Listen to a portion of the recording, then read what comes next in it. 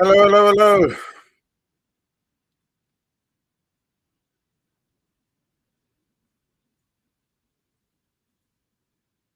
Hopefully, you guys can all hear me. It's the right way, our business growth discussions, and it's great to have you all here this afternoon. We're going to have quite a few stuff going on anyway. Quite lively discussion around preparing and selling your business. It's great to have you. It's live. We're on YouTube. We're on LinkedIn Live. We're on Facebook. We're on where else are we on? Twitter. Oh yes, Twitter as well. So we're all over the place. So no excuse for you and your colleagues to join us anyway today. And I just want to do a few little introductions, little agenda, and then hopefully we'll get straight into the discussion today as well. You'll see if you're all linked in, please use the chat wherever you are. Doesn't matter whether you're on YouTube, LinkedIn, Twitter, etc. Use the chat facility.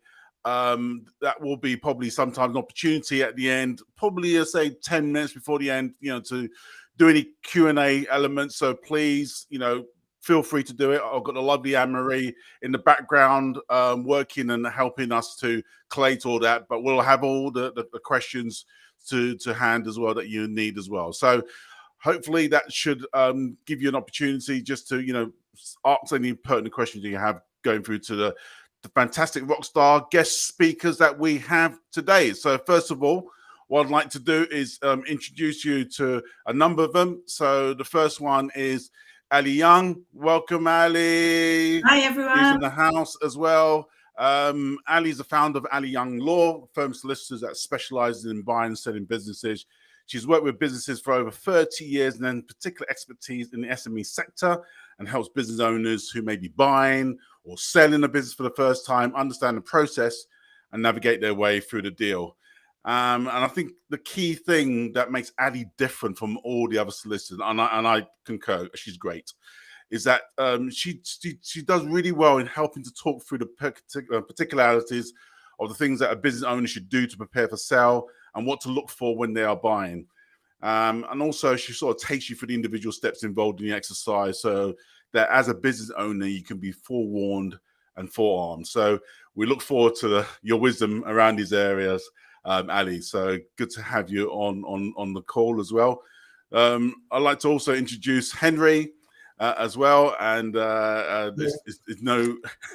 he's no stranger, known Henry for many, many years. And he found his Hornblower Business Brokers in October 2006, having seen the gap in the market for a hands-on broker to help business owners sell their business and realize the value of their assets. And while he was doing that, in attempting to acquire an engineering business, he found that many business owners were not prepared for the type of questions buyers ask. And they were not helped by really the introduction agencies. And I think the great thing about Henry is that he's passionate about helping owners through the process of selling a business. He offers really good, realistic advice. And that's really important because you want to really ultimately achieve a successful sale. He's based in the Southwest, splits his time between Bristol and London offices. And obviously, previous to starting Hornblower, Henry had a life before becoming a business broker and spent 14 years in the automotive product development and manufacturing industry as a chartered manufacturing. My apologies, Henry. A chartered mechanical engineer. Get it right. The mech eng guys, they're pretty particular about being called right. So, again, tremendous and really excited having you, Henry, join us as well. So thank you for being on the call.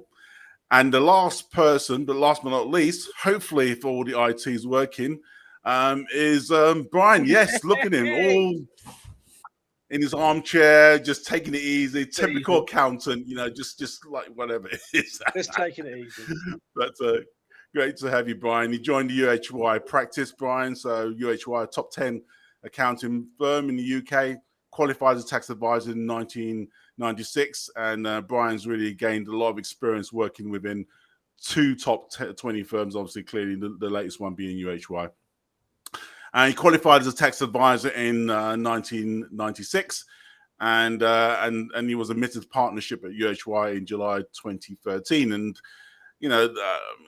I've known Brian for donkey's years, and he brings a depth of knowledge which includes corporate tax advice, compliance issues with owner-managed businesses, personal tax compliance, anything with tax in the word. Brian deals with that for high net worth individuals and all that type of stuff. So Brian's worked with many businesses and individuals on tax-related matters, including advising owner-managed businesses on exit strategy and succession planning, covering all range of taxes from income-related taxes and capital taxes. So again, thank you, Brian. Great to have you on board, and you know, we'll look forward to you again having your wisdom coming forward as well. Good.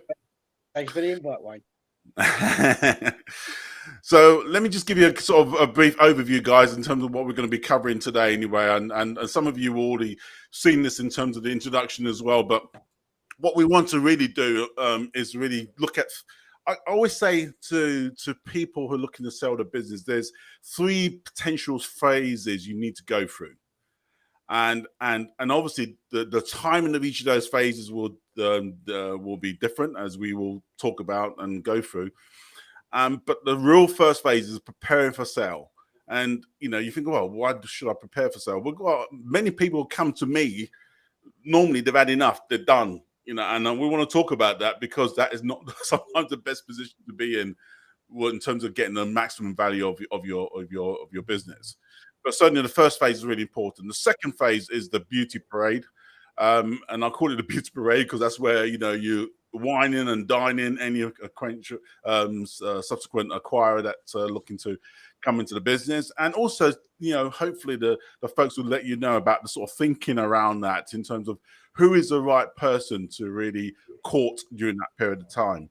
And the final stage is the sale process itself, you know, where, you know, you've got a prospective buyer, but ultimately you've got to go through all the documentation, legals, due diligence, etc., etc. So we want to talk about that, but also probably at the very end, if we get enough time, talk about what happens to an owner after the process.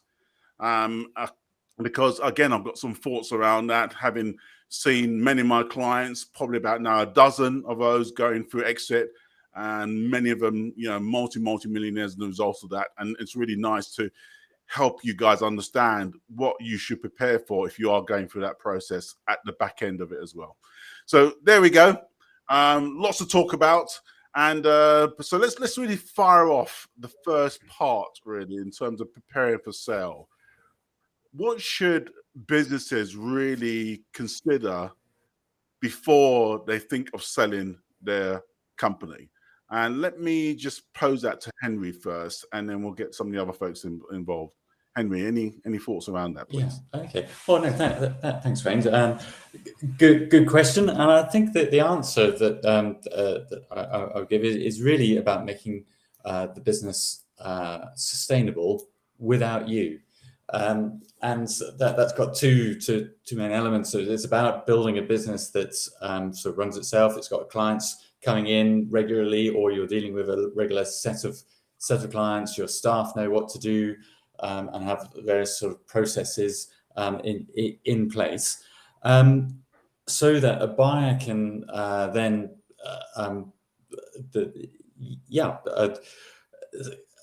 answer the question of, well, what happens when the owner leaves the business? Because at some point, this is what a business sale is all about, is for business owners to exit the business and move on to the next sort of projects in life. A simple test, and a question I ask business owners often is, well, if you went on holiday for a month to a desert island, no email, no phone, how do you think your business would be? What state would it be in if you came back after a month? And depending on the answer and how you feel about that will sort of give you an indication of how ready for sale you are. Obviously, I've talked about sort of systems and processes. There are various legal elements that you'll need to prepare, and accounts, and but I think overall you probably need to think about, well, what if you were a business buyer and you're looking at your business? What would be the questions you would ask? how are clients locked into coming back to you again and again? Why do they come back to you? Ask some of those questions and think about how you would answer them. Yeah, I mean, it's an interesting one as well. Let me just really clarify some of those elements, really, because I think, as you're basically saying, that we need to have, how can I pull it? You have to have the sort of secret sauce in place in the organization. So, as you rightly point out, if you go away and then you come back and the business is completely just decimated, then really that's just takes away the whole value of the business, because an owner wants to come and see the business functioning without you rather than with you. If you're the key link that is needed in the organization to make it be sustainable, to ensure it's profitable, to ensure whatever it is, then the value is wrapped up in you. It's not wrapped up in the business. And people forget that all the time, that you've got to create a business that runs without you before it can be valuable. Yeah, it can be sold, but you won't get the value as much as if you're creating the systems and processes to run without you. Ali, what do you, when people come to you, what normally do they sort of say as well? Some of this is going to be ever so repetitive, isn't it, Wayne? Because we're all going to be saying the same things. But yeah, sure. A business where you are taking a salary to do a job, that is going to impact the value of your business. So first and foremost, I have to understand with them exactly what they're selling and the structure of it, which I'm sure Brian's going to have a lot more to say about than me, because there's a tax element to that as well. But it's about that preparation phase, in my opinion, needs to be quite lengthy. So there's the build phase of the building the actual business, which is one part of it, the first part of it. And there's that wonderful book, isn't it? I can't remember what it's called. Is it E-Myth or something, about creating a business that can survive without you, so you become irrelevant, which is quite hard as a business owner, because we start off by being the linchpin of everything. And actually what we ideally are looking to do if we do want to exit, and that's a big if, because some people don't want to. Some people are quite happy to stay in their business and wind it down, or just end it. So yeah, you've got to ask those. I ask those emotional questions as well. Do you really want to sell your business? Why are you selling your business? What does your business look like? How much does it rely upon you? How much are you going to have to be involved afterwards? So someone's asked I think it's Oliver on the chat, has asked an important question. I assume the business owner stays around. Well, that can be part of the deal. Some business owners are happy to do that, and there may even be an element of the consideration, the price, which is dependent upon the business owner hanging around for a bit and maybe even hitting targets. So you may have simple deferred consideration where you get paid in stages. You may or may not be expected to stay on for that, or you may even have an earn-out, which may or may not be with you. So an earn-out where you're involved is one thing. An earn-out where you're not involved is risky, but that's another story. So it's really understanding what that individual, or more than one individual, because I deal with multiple owner businesses as well, which can bring with it its own challenges, because they might not all be on the same page. So that initial fact-finding conversation, when someone comes and says, I want to sell my business, it really is you have to dive deep into what it is and exactly what their intentions are before you even begin to start going out looking for buyers, in my opinion. And that is super important in relation to the intentions of the buyer, really. And I'm sure say most people will come to you, Brian, first before they actually go to Ali as well. Unless obviously Ali has those type of contacts in the portfolio, but most people go to their accountants and sort of say, oh my gosh, what can we do? So what's the sort of thinking around those clients as well? Because I think for me it's really trying to get to the nub of why they want to sell, rather than yes, we can help you through the process, but really helping them through that first stage, as Ali says, why do you really want to sell? Indeed, it's getting to the nub of why they want to sell, is it age? Is it retirement? Is it something else? They want to do something different.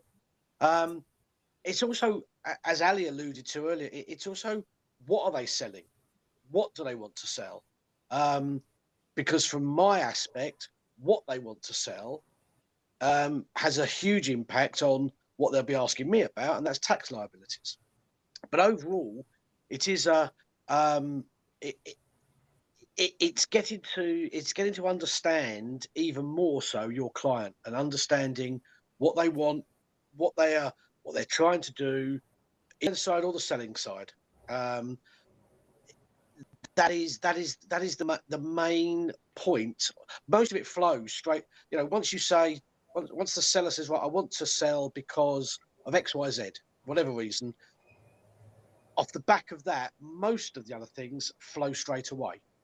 As you know, you can structure deals accordingly with either, as Oliver suggests there, with the owner partly staying around for a deferred consideration, as Ali says, or they go straight away. I've had sort of many deals where we've done a deferred consideration where the seller has stayed in the business for a number of years, 1, 2, 3 years, achieving targets, making sure that the customers stay on ultimately for the buyer. Because from the other side, clearly the buyer doesn't want to be in that position whereby they're buying something and then ultimately, once they bought it, they actually realize there's nothing there. It is all about the owner. So there's a lot to consider about the whole buying and selling aspect of a business. But I do feel it's right at that. It's at that initial stage of what are you buying, why are you buying it, or what are you selling and why are you selling it as well. Coming back to the individuals in terms of, sometimes, we're not only talking about owner managed situation, we're probably talking about sometimes organizations have several shareholders or several owners in the business. How do you navigate that element, Ali, in relation to ensuring that the business is ready to sell? Because there may be conflict in relation to one individual who wants to sell and the other individual doesn't want to sell. So walk us through what you normally do as a sort of first process before they even think about. Well, thank you, Wayne, for asking me that question, because you are going to allow me to talk about my other favourite contract that I draft, and that is a shareholder or partnership agreement. Because in the ideal scenario, these conversations will have started a long, long time before that, when those businesses originally came together. So whether that is 2 joint venture companies or whether it's 2 or 3, 4 individuals. And I know this doesn't happen, but I do urge people to think about this when they join together, is what is the point of what you're doing here? What's the long-term vision and goal? Are you all on the same page?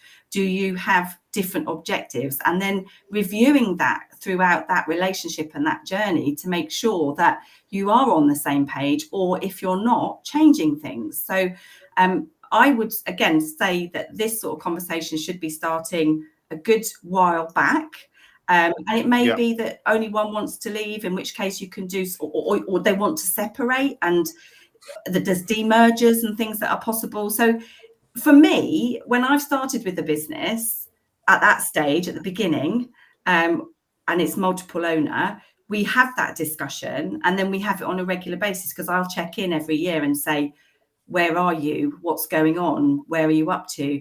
And that conversation, that continuous conversation and communication is key. Not only that, there are legal technicalities that need to be present. So when I've got my buyer hat on, if I'm looking at a business to buy that's multiple owned, I will want to see that all the parties are engaged in this process early on, because the last thing you want to be doing is talking to a majority holder who then has minorities that aren't interested, and there's no tag and drag rights, for example. So it's digging into the justification, the reasons, the rationale, the feelings, the intention, and understanding the whole of that, which then, as Brian says, it flows, everything flows from that. But be aware that where there's multiple people, there's always more complexity, because there just is.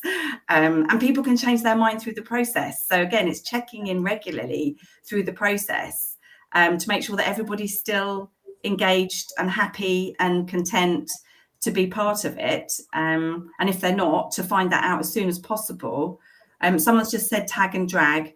What are tag and drag? So let me just am I allowed to just briefly answer that question? Yeah, very briefly. So tag and drag, like being in a playground, hopefully you're in a nice playground where you're only tagging each other. What it means is that if one of the shareholders decides to sell, the other shareholders can tag that shareholder and they have to take them with them. Or conversely, if you're selling and you want to bring the others along, you have a drag right, which means you can bring them. So from a buyer's point of view, it's what you want to be seeing to make sure that everybody's contractually obligated to do the deal. And if it's not in a contract, a shareholder contract, and you haven't seen that, then you really do need to be engaged with all the parties to make sure that they're on board. When you're structuring an original company with multiple owners, it's a conversation to have with them. You know, do you think you might sell this business one day in the future? If you do think you'll sell it, do you want this ability to either be tagged or dragged into the process? And you just have to have a conversation about that and work that out at the time. Some people say no, and that's fine. It all just depends on the individuals concerned. So I hope that answers that question. Yep. And Henry, you know, when you are dealing with, obviously as a broker, you know, multiple stakeholders in the process, how do you get them aligned in relation to the sort of the overall sale process? Yeah. Well, it depends on the precise scenario, and I'd really underline Ali's recommendation to get shareholders' agreements in place in good time, so that everyone's on the same square when it comes to, you know, future planning.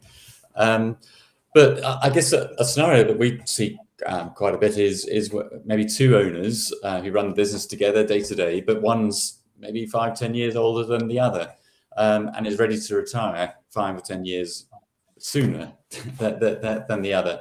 I think it's a question of then looking at what they both want to achieve. If the younger one wants to continue going and maybe have another roll of the dice, then it actually putting the business on the market for sale and bringing in a buyer who might maybe buy the overall share in the business, or a majority share in the business, but it can actually work in both sides' favour for a buyer to have a director that's retained in the business, that knows the business inside out, and can, you know, help take it forward in the future.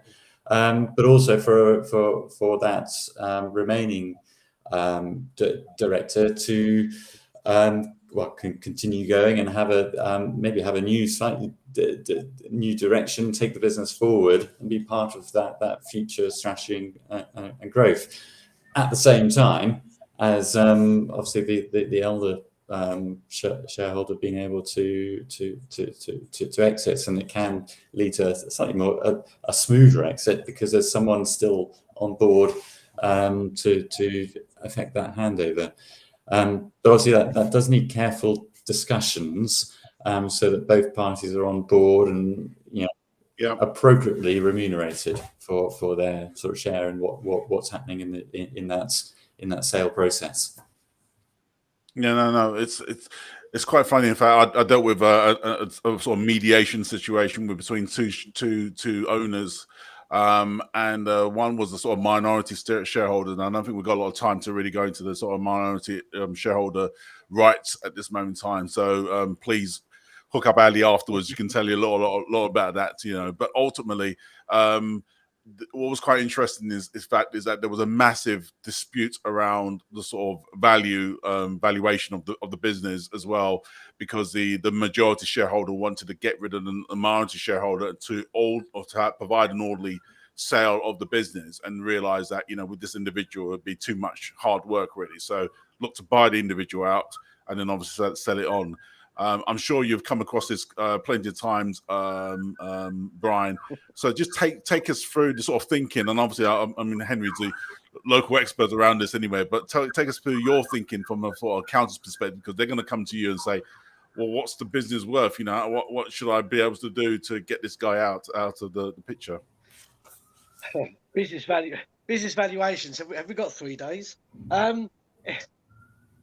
Yes, that's right. I always start with a conversation around sort of valuations of a business. Is ultimately it's it's not a science. It's an art. It's an art form. It's not a science. It's not everything. 1 + 1 does equal 2, but that doesn't necessarily sort of work in valuation language. You could ask a buyer, you could ask a seller actually, well, what does he think the business is worth? Now he may come up with a figure that he believes that's worth, but ultimately it's only worth what someone's going to pay for it. So if he puts it, if he says, well, I think it's worth $1 million, just putting a figure on the table. If people like sort of Henry or brokers out there who cannot find a buyer who's willing to buy that for £1 million, then it's not worth £1 million. Now there's various different methodologies of valuing a business, whether it's asset based, whether it's earnings based, or whatever. But ultimately, it's going to come down to what somebody ultimately is willing to pay. And if somebody is willing, if in that scenario, I say the seller, wants $1 million, but the buyer's only willing to offer $500,000, is the seller willing to sell? If it's no, then then he's got some more work to do, so to speak. It's a difficult one. Yeah, we can provide guidance in terms of, well, looking at your balance sheet, looking at your profit and loss in this industry, you might be able to work on a factor of 4 of your maintainable profits. Or you may be able to look at what your assets are worth, property, etc. But ultimately, that's just going to be a guidance. It's going to be a guidance as to what someone will buy it for. I mean, Oliver's put up there sort of what the value is. Shouldn't it be the value as shown in the books? Yes and no. It's still a guidance. If you're looking at a balance sheet of a business, a balance sheet of a business doesn't look at future prospects, for example. A balance sheet is always historic. Profit and loss is always historic. So you've got to look to a certain extent at future contracts. If you're looking at a balance sheet of 31st December and on the 1st of January you've just signed a contract with a business to make you've doubled your turnover in the next 12 months, well, that's not going to be reflected in the books at that time. It's something to be taken into consideration in valuing the business. So to answer Oliver's point, yes and no. Okay. All right. And Henry, from just explain the difference between, obviously, people that will do a sort of multiple profits, but also there's an asset value. So there's the different ways of obviously structuring it from a more logical perspective. Can you just take people briefly through that you're thinking when you help companies to come to a valuation basis? Mm-hmm. Yeah. Okay. Well, I mean, I think, yes, as Brian just said, that there are various metrics that you can use, but ultimately it is the market that sort of decides. I mean, the metrics do generally sort of center around a multiple, and there's always a range of multiples of net profits, and typically we look at that net profit as being the EBITDA, earnings before interest, tax, depreciation, amortization. We also do have to look at some adjustments to that because of the way typically accounts of small businesses are prepared. Maybe directors and owners tend to take a smaller salary than they would be paid in the market for doing what they do. And therefore, that has to be reflected within that EBITDA calculation and an adjustment made for that to put a replacement cost in. And there might be other costs that have been incurred by the business over the last few years, maybe a premises move or a marketing campaign. That's more of a one-off, and it can be adjusted when we look at that. We also can look at what the future business plan. If the business has proven to be growing, growing steadily over the last few years, then we can look to the projections going forward. If it's been more up and down over recent years, we can look at the reasons for that. And in recent years, there's a number of businesses that can put a lot down to the lockdowns and everything like that. But we can look at maybe more of an average of the past performance. So it really depends on the direction of the business. Assets do play a role in valuation, of course, and particularly with maybe manufacturing businesses that are more asset rich with lots of equipment or vehicles. But we also look at what the cash position and the debt position is.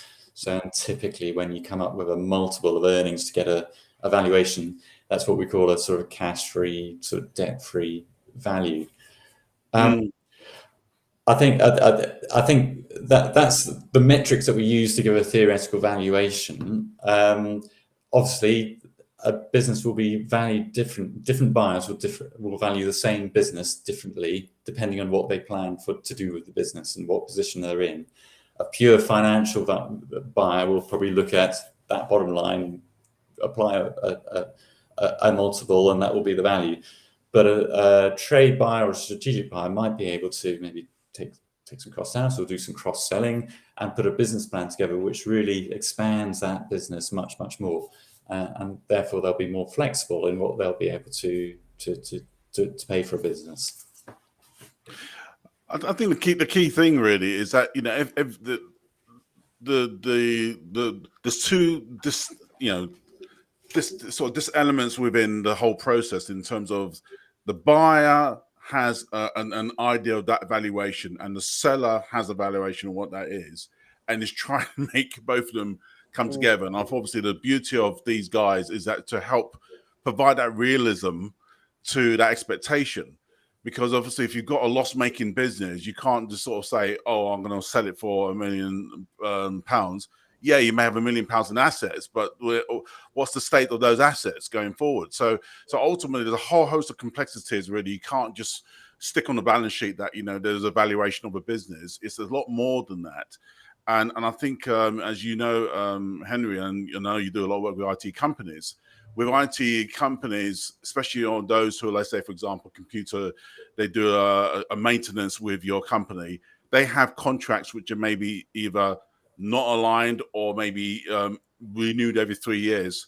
So sometimes buyers are buying into that, to saying, okay, if you've got 8 contracts and each of those are 3 years, then the valuation goes up.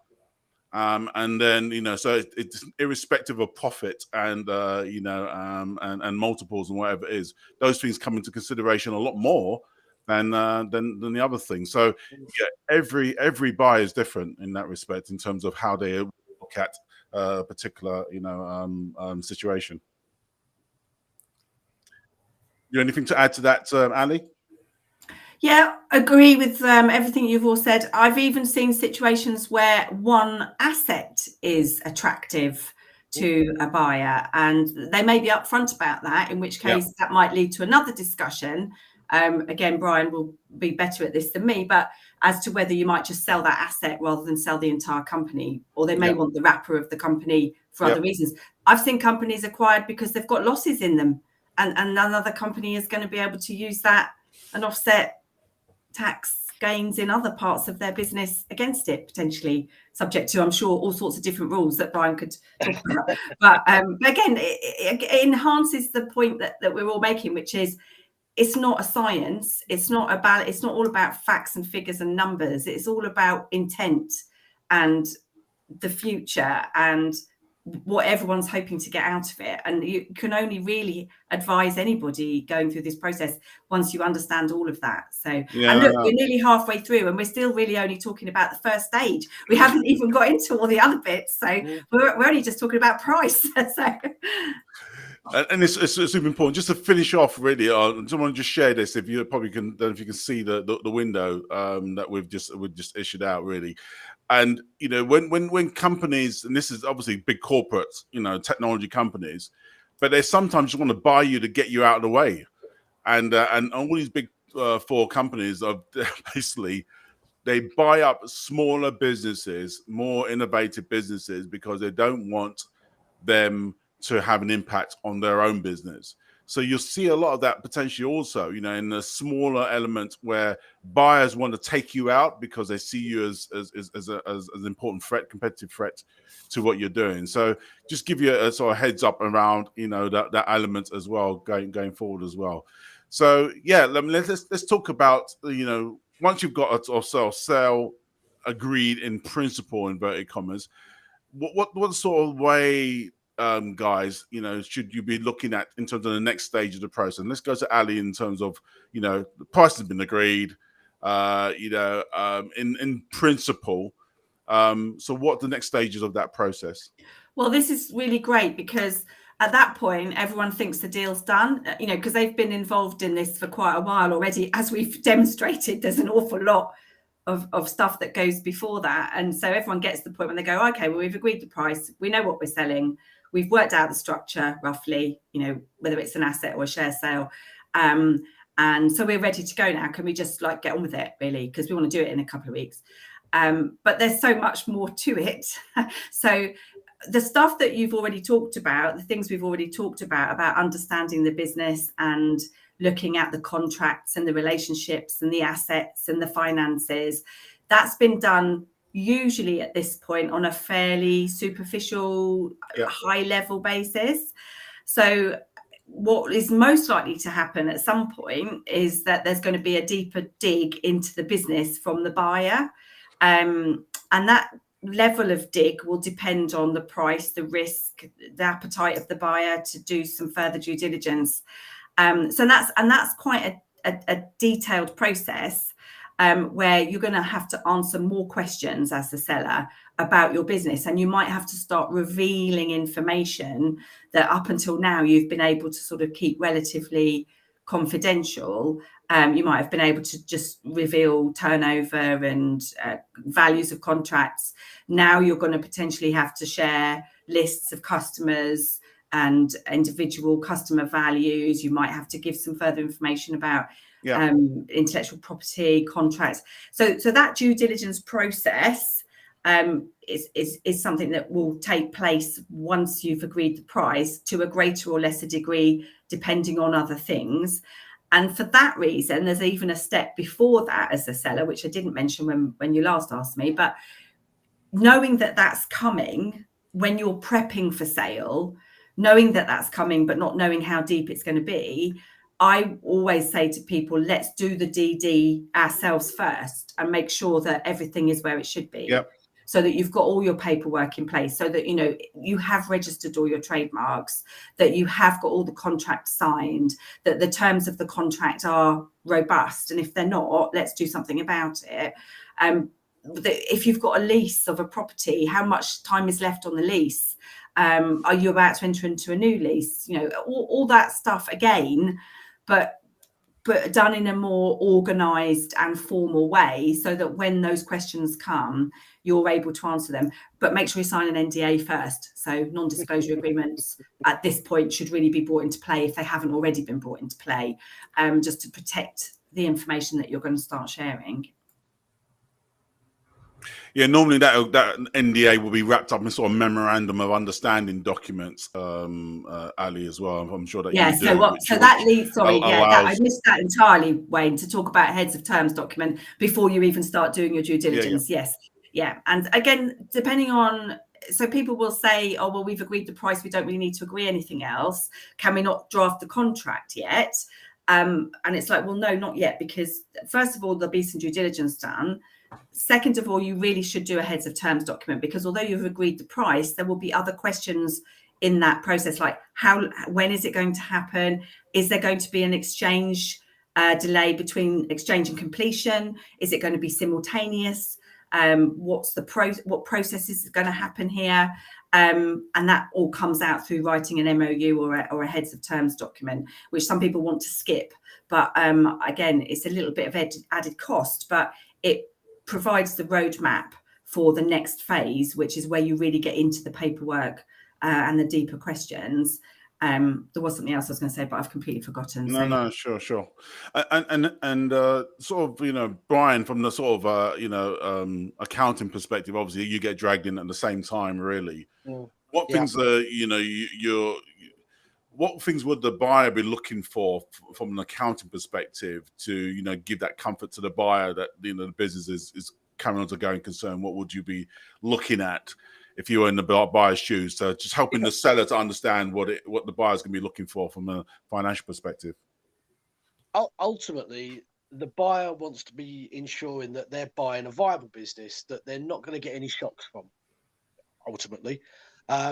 So from a due diligence perspective, especially if you're buying a company, if you're buying shares of a company, yes, you're buying the business, but you're also buying the business's previous obligations, previous skeletons. So if there are latent debts within the business that are not necessarily shown on the balance sheet, if there are if there are revenue, HM revenue and customs issues, VAT issues, there's lots of I'll use the word skeletons, but there's lots of potential skeletons that could be in a company's cupboard that you wouldn't necessarily be aware of once you're sort of looking at the business and thinking that's actually sort of something I'd like to buy. So part of the due diligence is trying to uncover those skeletons from a buyer's perspective, because if you're walking into something that suddenly you're going to have an obligation on later on that you're not expecting, that would affect the price you're potentially willing to pay at the outset. You're looking at. I go back to potentially Oliver's comment. If a company is showing stock on the balance sheet of £1 million, well, yes, there are accounting policies, accounting concepts in place that should be valued at a net realisable value. But do you know, just by looking at the balance sheet, if there's any what is the proportion of slow moving stock in there, for example? Is there stock there that we've had for 5 years that we're not going to get rid of? We're just holding it for hope value. And it's understanding what is behind all of the figures in the balance sheet and in the profit and loss account. So that's what you're sort of looking at to a certain extent. You're just making sure that what the buyer is buying is what they're expecting. No, cool. And from your perspective, Henry, the nice thing about the heads of term memorandum of understanding allows you to be able to say, we're the only player in town at this moment in time.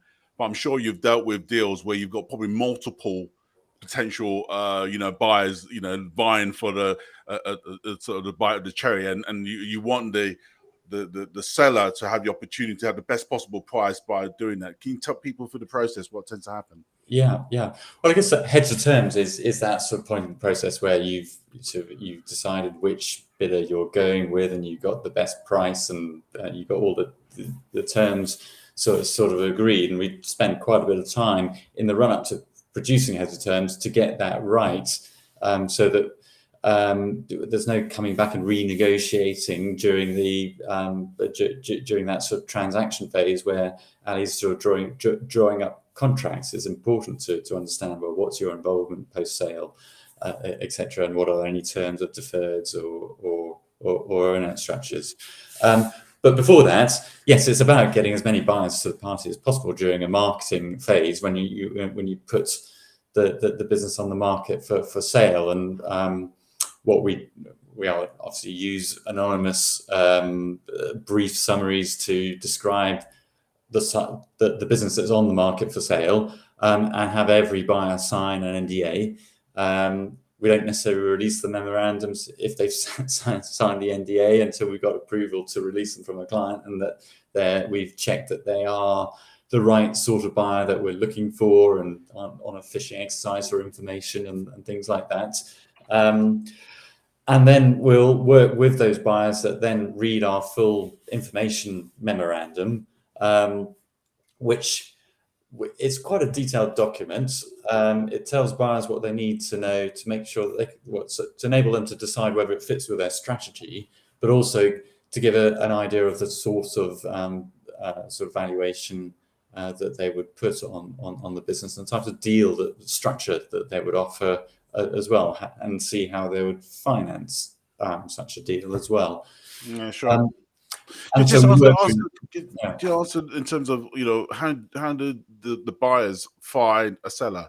What do you normally do? You know, obviously sometimes it's in their own network as well, but what would you do, go about finding a seller for a buyer? A seller for a buyer? Yeah. I guess it's a question of obviously defining what you're looking for and approaching to registering with brokerages like ours, or on the market. We also advertise in various in various portals, depending on what you're looking for. There are portals like sort of Deal Opportunities, or there's Businesses for Sale even, that does have a number of businesses on the market. But I think it's good to, probably if you're on the buying side, to get in touch and to personally with brokerages and describe exactly what you're looking for, so that when the right opportunity comes up, you can then you'll be on the right sort of mailing list to see those opportunities. I guess in the marketplace there are brokers like us who are more sales side, so we'll be looking to send information about our current new sale mandates. There are a few brokers out there that are solely buy side, and will take a mandate, and they'll take an approach where they do the research into the types of, you get a list of companies that fit your criteria, and will approach them for you to establish whether there's an interest in a sale, and to start those conversations. Okay, interesting. Okay, and when you from Ali, from your perspective, when you see individuals going through that process as well, clearly sometimes there's like a conflict, you know, with them in terms of the buyer, in terms of whether there's a fit, in terms of cultural fit, and whether that, you know, because, you know, it's their business. It's like, you know, they want to hand over something which is precious, which has been built over years. They don't want to see it destroyed most of the time. Rather than take the money and run, they do have some ethics in that process. How do you help people reconcile those emotions going through this process? Well, by recognizing it and resonating with it myself, and knowing that I have empathy, because I feel the same about my own business and my clients and the relationships that I've developed, and I've nurtured it and looked after it, and, you know, it's like another child. And you know, I used to do a completely different area of law years ago. I did criminal law because I wanted to help people. I realized quite quickly it wasn't suitable for me. And I went to what people call the dark side, and I went to business and making money. But I'm really, I don't know if I'm just lucky, but you know, most of the people I work with, most of my clients are really lovely human beings, and they have built something with love and affection and pride. And when they're ready to sort of leave it, it's a very difficult decision. And then the process is really stressful. So, you know, and someone starts coming picking over stuff and asking questions, and you might be managing and juggling your clients, and you're juggling your staff, and you're juggling your suppliers, and you're trying not to let the cat out of the bag until everything is sorted, and you're feeling guilty. And it's a really difficult and emotional journey. And I tell them that from day one. I say, look, we're going to go on a bit of a journey here, guys, and it's going to be quite up and down. It's going to be a roller coaster. And we're probably going to have to speak, you know, quite a lot. And then we're suddenly going to get to the end, and we'll crack open the champagne. But then what? You know, when you're the buyer, it's only just beginning. So it's like, you think this was a hard job, you wait till you take over. It's only going to get worse. And then when you're the seller, you have the opposite. You have suddenly a massive vacuum, unless you're, you know, unless you're going to stay on for a bit, which some people do. But staying on is really tough. You know, the longest earnout I did for a client was 5 years, and I had to coax him through that, because they drove a coach and horses through the way his business was run, and he was there every day picking up the slack from, you know, the changes that they were making. So I became his therapist. You know, he phoned me up every couple of months, and I just used to say, think of the money, just think of the money. But, you know, it's not always about money, is it? That's the thing. It's about so much more than that. So, you know, you need a team. You need, like, you know, you need Henry, you need Brian, you need you, Wayne, you need a team of people to support you through that process when you're going through it, whether you're buying or you're selling, because it's a massive project, and, you know, you have to manage that properly, including managing your emotions and your feelings on the way. Just take us briefly, Brian, in relation to, you know, because obviously there's so many technicalities around our selling elements, and Ali has rightly pointed out, you know, that 5 year where the person is stuck to that business. But there's sometimes, you know, depending on the structure, how you sell it, you may have an upfront. You don't get all the money from day one. I don't think, and tell me, Henry, and otherwise, I don't think nobody's giving you money up front.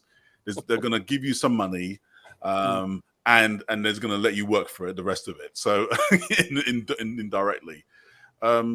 What's the sort of tax implications and considerations that people should be considering at that moment in time if they get like a lump sum, etc.? Just briefly, I appreciate it's a whole subject in itself, but take through the overview. Next 3 days dealt with. My main consideration, my main conversation with clients, especially when we're looking at deferred consideration, is if that is quantifiable at day one, you're taxed on it at day one, irrespective of whether you receive it or not. You're taxed on it. So I'm always. So if you said again, Brian, just so if you make a deal with to sell your company for £1 million, but you're only going to get a quarter of that now, so you're only going to get 250 now, and you're going to get 3 more payments of 250 various milestones over the next 2-3 years. You are taxed on £1 million and on day one when the exchange happens, when the contract happens. Okay, so you may only have 250, but that should cover the tax liability anyway. But basically, you'll be given that first 250, and most probably a vast proportion of that will go in tax, because you'll pay the tax liability all in one go. And people, that's painful. And that's the painful bit. So it is making sure that initial down payment at least covers the tax bill. Because if you sell it and you're not going to get that money up, you're not going to get the cash to pay the tax, then you've sold it, and now you've got to fund the tax as well, and you most probably haven't got the ability necessarily to just withdraw that money to pay it. So it's making sure that the tax bills are planned, calculated, and covered by the initial down payment. Clearly, what you get going forward is then, for want of a better term, tax-free, because you've already paid the tax on it. But that's the jam later scenario. And Henry, you want to add anything to that comments as well? You know, how I'm preparing guys for that bombshell, because people don't understand and appreciate that. You know, there's a big issue for a lot of people looking to sell out. Yeah.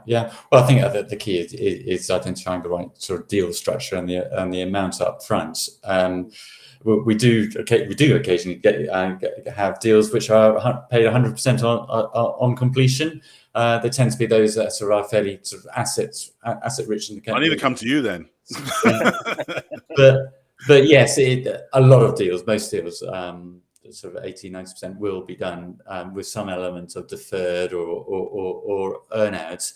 But it's a question of the balance of risk, the balance and taking into consideration what tax will be paid on the whole consideration on sort of shortly after completion, and really aiming for a good amount up front. But yes, I mean, coming up to Ali's comments on it is an emotional process. I'd say just a comment on confidentiality and the way of looking at it. And taking into account the aspects that it is something that, you know, as a business owner, they've sort of developed over many years. It's part of them. A reason for sale is really about addressing succession and enabling the continued success of the company into the future, with or without you, and that, you know, enabling sort of ongoing careers with for your staff and your team, and new opportunities for the future. And so perhaps that's a better way of looking at a sale. A sale can be quite an emotive sort of way of describing what you're doing, but it's about succession and planning for the future and getting further investment for your company. 100%. It's a legacy piece as well, going forward as well. So, you know, keeping something going over a period of time. So, no, I understand that. Fantastic. Conscious of our time, really. I know we answered a number of questions as we've gone along, which is fantastic. So that's good. Just to sort of finish off, and I want obviously some final thoughts from you guys anyway in terms of this whole process.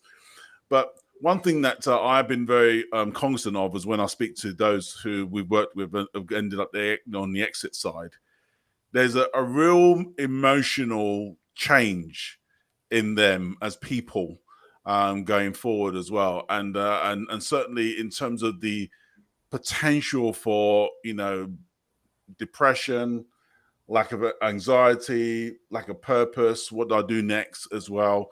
How do you go about sort of preparing your people for that? Because I think clearly that's most, and I say not all, and I know you guys don't, but a lot of brokers or accountants or solicitors really forget that. It's more transactional. They've done the deal and they walk away. Ali, do you want to just to talk to that, please?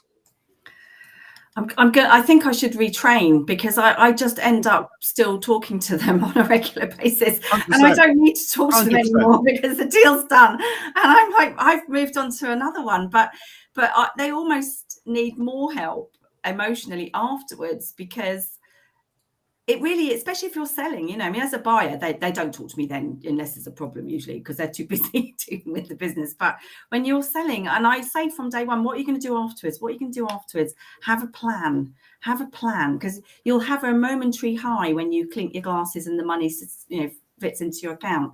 But the next day you're going to wake up and you've been juggling for the last 8 weeks, 12 weeks, 6 months, however long it's taken to do the deal, because you're running your business and you're doing this project on top of that, which is like a job in itself. So prepare them for that bit, which is exhausting. And then, and you know, these conversations start sometimes 4 or 5 o'clock. This is why these conversations start at 4 or 5 o'clock at night, because they've spent all day running their business. And then they're like, right, now I've got to answer all the questions that Ali's asked me about various different parts of this deal. And it's tiring, physically, mentally, emotionally tiring. So just be there, and then encourage them to have a plan, and check in with them afterwards and just say, how you feeling? You know, how you feeling? And if I've got so many connections as well, like we have so much to offer. I always encourage people to think about doing something with that knowledge afterwards, whether you want to get involved as a governor at a school or do volunteering, or 100%. You know, something like that to follow on with all the things that you've learned. So yeah. Henry, do you want to just explain? Because obviously you do the same. You don't walk away just like that, you know, once transaction's done. Yeah. No, it's always, I always like to hear how it goes and how the business is faring, sort of you know, years down the line. But I guess part of the process is actually, yes, there is a big hiatus. Everything gets complete. You celebrate, but actually, often there's a handover period as well. So you're actually back in the business for a little bit of time, and you need to sort of take that on board as well when going into the process. And it's important, I think, to establish a plan for how you'd gradually extract yourself from the business. There'll be an intense time of handover, but after that, it's, well, how do you manage how you retract yourself from the business and have other people sort of take over what you're doing? Perfect. Good. Conscious of our time, we've got probably another minute, really. Literally 10 seconds. Brian, do you want to just any sort of wisdom or whatever elements around the process that you feel that people should be cognizant of? I think in fairness, we've covered most of it. My only comment really would be if somebody is thinking of buying or selling, speak to your solicitor, speak to Ali, speak to me, speak to the people who can help you sooner rather than later, because Agreed. there is a timeline, and it's not something that's going to happen in 5 minutes. Cool. Ali? What I haven't mentioned already is the fact that not everybody realise they've got something worth selling. And I think that's something as well that I take great pleasure in, is a lot of, especially smaller businesses, we don't necessarily think we are saleable. But again, I think often we might be to a competitor, to someone else in the supply chain, whatever. So again, open your mind, talk to someone like Henry, who's got creative opportunities out there. We talked about that before the thing started. There's cash out there and people want to buy businesses. So that's good news for all of us, really. And 10 seconds, we're over our time. Henry? Be open to all sorts of ideas from the start. Buyers will take all sorts of forms, shape, sizes, so be open to ideas. Great. And like I said, also, guys, just hook up with us, if you need it, as Brian rightly says, we're here to help. We're here to, offer some advice. It's going to cost you any money for a little chat, but really take the opportunity to contact us on here or on LinkedIn or whatever it is. I'd love to have you. Again, my time is done. Thank you. That went so quickly. And really appreciate your time today. Again, it's something that we're going to be doing every 2 weeks. So different topics, different elements of growing your business. But again, thank you for Ali. Big round of applause for Ali, Henry, and Brian. Best wishes and have a great afternoon. See you soon, guys. Thank you, guys.